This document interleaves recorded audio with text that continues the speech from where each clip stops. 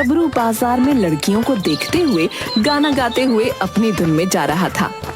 ओए होए, अकेली न बाजार जाया करो, नजर लग जाएगी, सब्जी नगर न आया करो, ओए होए नजर लग जाएगी। अये रामा। अरे नास पीटे नाटे, तेरे घर में माँ बहन नहीं है क्या? अरे आपको कैसे पता कि मेरे घर में ना माँ है और ना बहन है? आपको कैसे पता? सत्यानाश जाए तेरा नाटे, देखना कीड़े पड़ेंगे तुझ पर। शर्म नहीं आती सरेआम बाजार में लड़कियों को छेड़ते हुए? अरे मैं तुम्हें छेड़ नहीं रहा था, मैं तो बस गाना गाते हुए जा रहा था। गबरू की बात सुनकर वो लड़की क्रोधित होते हुए वहाँ से चली गई। तभी गबरू की नजर एक व्यक्ति पर पड़ी जो सड़क पर किताबें रखकर बेच रहा था। अबे आज के दौर में भी कोई किताब पढ़ता है क्या? अबे हाँ भैया बिल्कुल पढ़ता है, जब तो मैं किताबें बेच रहा हूँ। अबे वो तो मुझे दिखाई दे रहा है कि तू किताबें बेच रहा है सड़क पे। गबरू की बात सुनकर वो व्यक्ति क्रोधित हो गया। भैया शक्ल से तो तुम अनपढ़ और जाहिल लगते हो, इसीलिए तुम क्या जानो कि किताबों की कीमत क्या होती है। अबे वो किताबी नमूने, जरा तमीज से बात कर ले, समझा है? तू शायद जानता नहीं है कि मैं 5वीं फेल है, लेकिन हिंदी भी पढ़ना जानता हूँ, समझा? तभी गबरू की नजर एक किताब पर पड़ी। अबे ये कैसी किताब है बे? चुगलखोरी करने के फायदे हैं? अब भैया ये किताब तुम पे बहुत सूट करेगी। ये किताब मैं तुम्हें जो है मुफ्त में देता हूँ, ले जाओ भैया जाओ। अबे तुझे क्या लगता है कि मैं इस किताब के तुझे पैसे देता, मूर्ख कहीं के? है बे?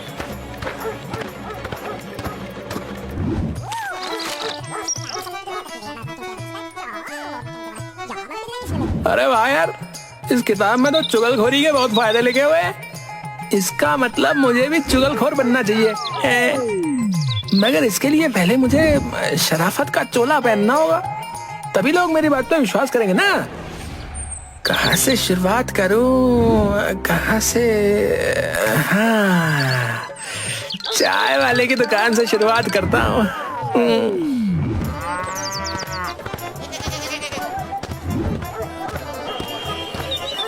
गबरू चाय की दुकान पर चुपचाप बैठ गया कि तभी चाय की दुकान वाला गबरू से बोला, अरे चुप चुप बैठे हो, जरूर कोई बात है। भैया आज मेरा जो है ना बात करने का बिल्कुल भी मूड नहीं है। अरे क्या बात है गबरू भैया, सब कुछ ठीक तो है? क्या बताऊं भैया, पूरे कासगंज में मेरा कहीं कोई सम्मान ही नहीं है। अरे यहाँ के लोग कुत्ते की इज्जत करते बताओ, मगर इस गबरू की इज्जत नहीं करते, और मैं आज इसी के बारे में सोच रहा हूँ। अरे गबरू भैया, एक तो तुम नाटे हो और ऊपर से गुस्से वाले भी, और तुम किसी से इज्जत से भी बात नहीं करते हैं, इसीलिए तो लोग तुम्हारी इज्जत नहीं करते हैं। अबे तुम सही कह रहे हो बे, चाय वाला भैया सही कह रहे हो तुम। आज से मैं किसी से भी ना बदतमीजी से बात नहीं करूंगा, बता रहा हूँ, हर किसी से तमीज से बात करूंगा।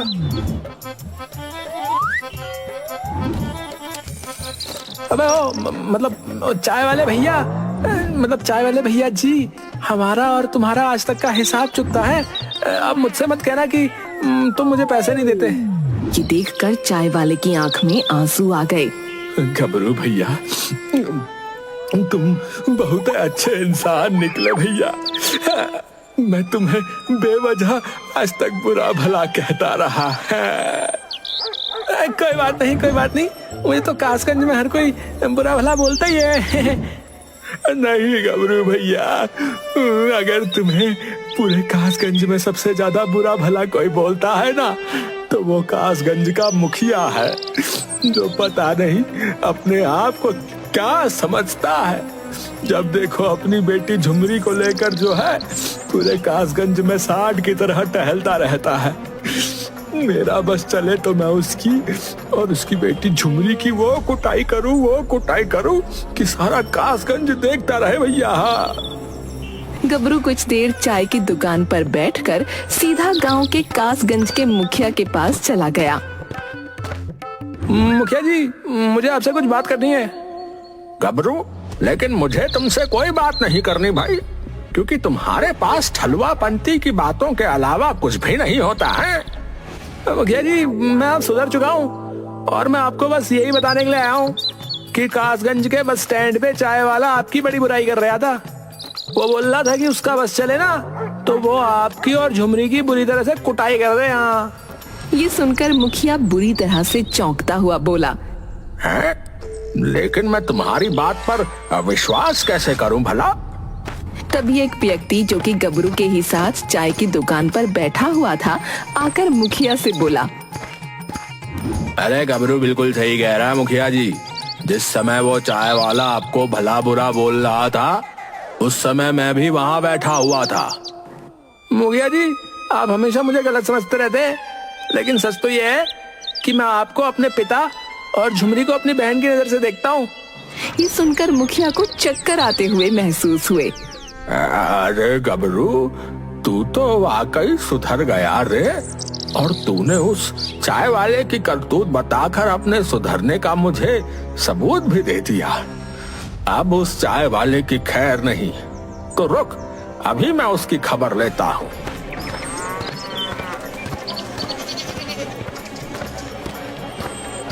क्यों रे, मेरी पीठ पीछे तू मेरे और मेरी बेटी के बारे में क्या अनाप शनाप बक रहा था रे?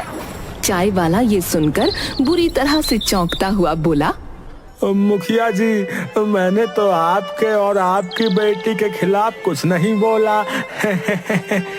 मुझे उस बेचारे गबरू ने सब कुछ बता दिया है। हाँ, और तेरी करतूत की गवाही तेरी दुकान पर बैठने वाले एक व्यक्ति ने भी दे दी है। तेरी तो खैर नहीं। मुझे माफ कर दो मुखिया जी, माफ कर दो। मगर मुखिया चाय वाले को बुरी तरह से पीटने लगा और उसकी चाय की दुकान का सारा सामान तोड़ दिया। कल से तेरी दुकान अगर मुझे यहाँ दिखाई दी तो मैं तुझे गांव से धक्के देकर बाहर निकाल दूंगा, बता रहा हूँ। इतना बोलकर मुखिया वहाँ से चला गया। चाय वाला अपने सर पर हाथ रखकर गुस्से से बोला, चापलूस गबरू, काश तू इस वक्त मेरे सामने होता तो मैं तुझे नाटे से और ज्यादा सन्नाटा बना देता।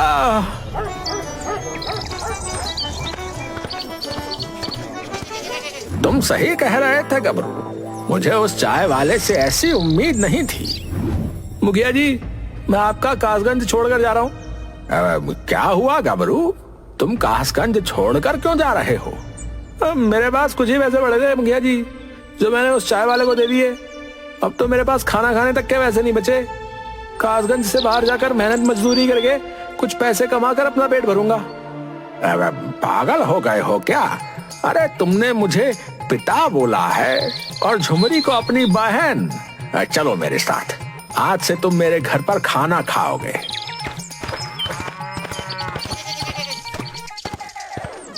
क्या बात है गबरू, कल ही मैंने चुगलखोरी के बारे में पढ़ा था कि चुगलखोरी के कितने फायदे होते हैं, और आज देख भी लिया है।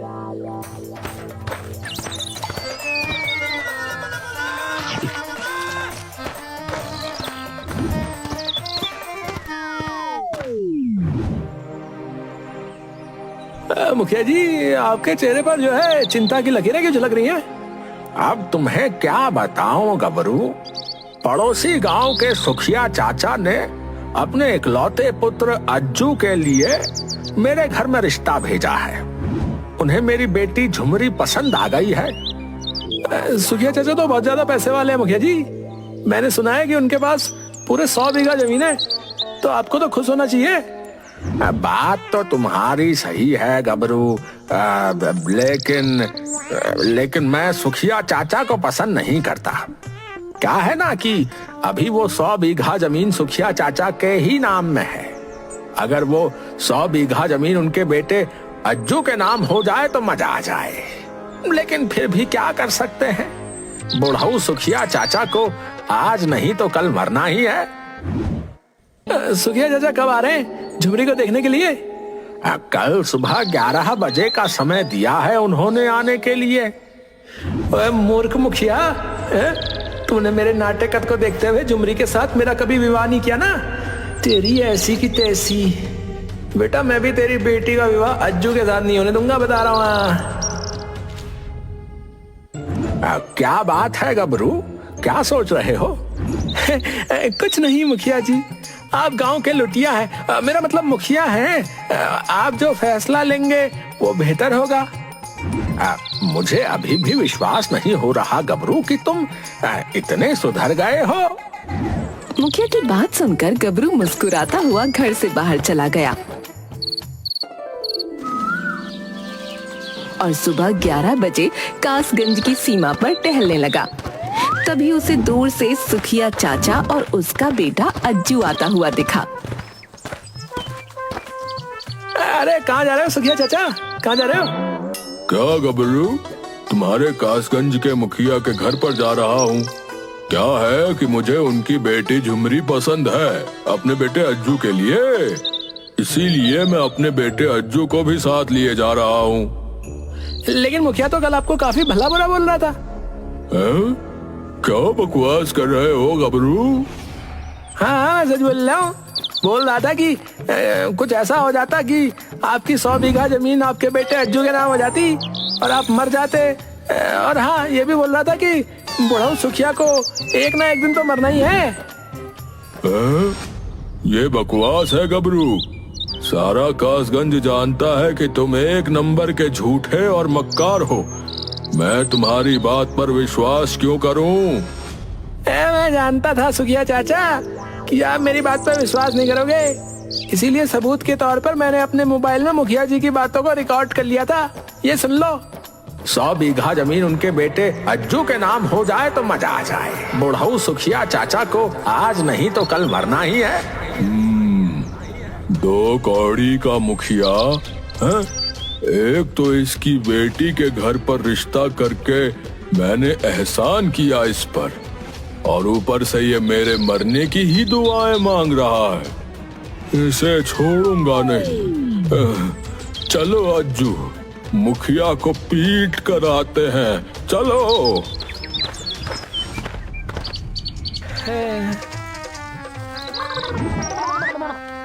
सुखिया चाचा गुस्से से सीधा मुखिया के घर पर घुस गए। क्या बात है सुखिया चाचा, आपके चेहरे पर ये क्रोध कैसा झलक रहा है? आप रिश्ता लेकर आए हैं या फिर मुझे पीटने आए हैं? तुम्हें पीटने ही आया हूँ मुखिया। मुझे तुमसे ऐसी उम्मीद नहीं थी। अभी तुम्हारी बेटी मेरे घर की बहू बनकर आए भी नहीं कि तुम मुझे मारने की प्लानिंग करने लगे। मुखिया बुरी तरह से चौंकता हुआ बोला, अब ये क्या कह रहे हैं आप? मुझे उस बेचारे गबरू ने सब कुछ बता दिया है। देखते क्या हो बेटा, पीट पीट कर मुखिया का बुरा हाल कर दो। इस 2 कौड़ी के मुखिया की तो है?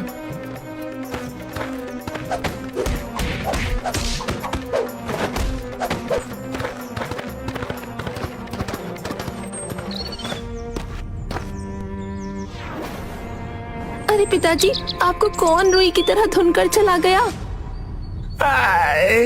अरे झुमरी, ये सब कुछ उस गबरू की करतूत है।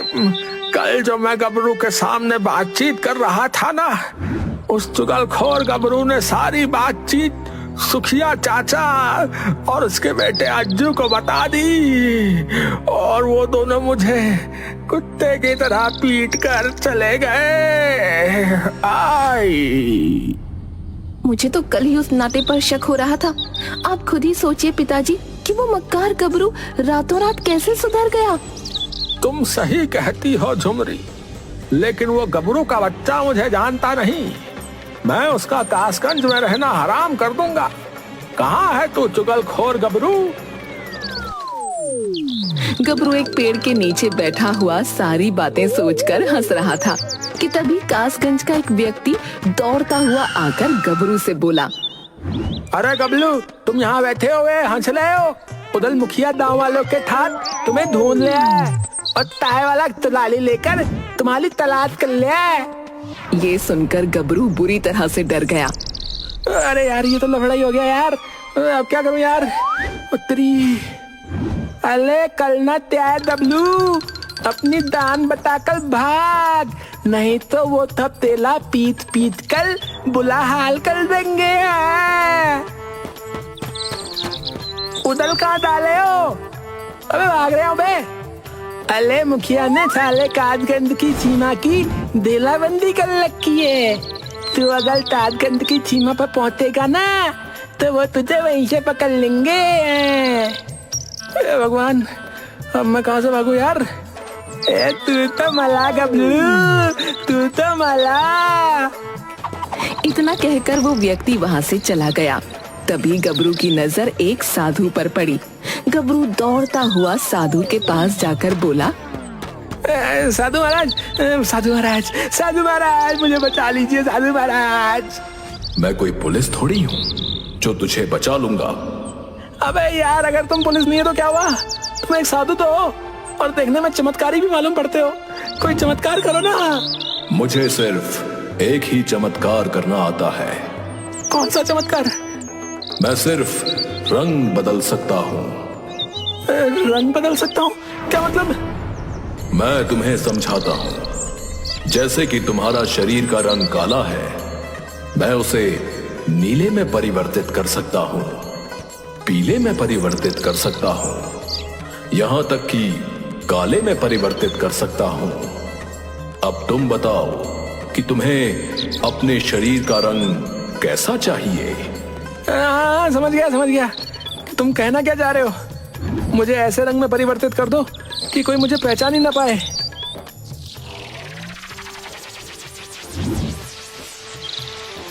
अबे यार साधु महाराज, एक तो मैं वैसे ही नाटा था और आपने ऊपर से मुझे और नीला कर दिया यार।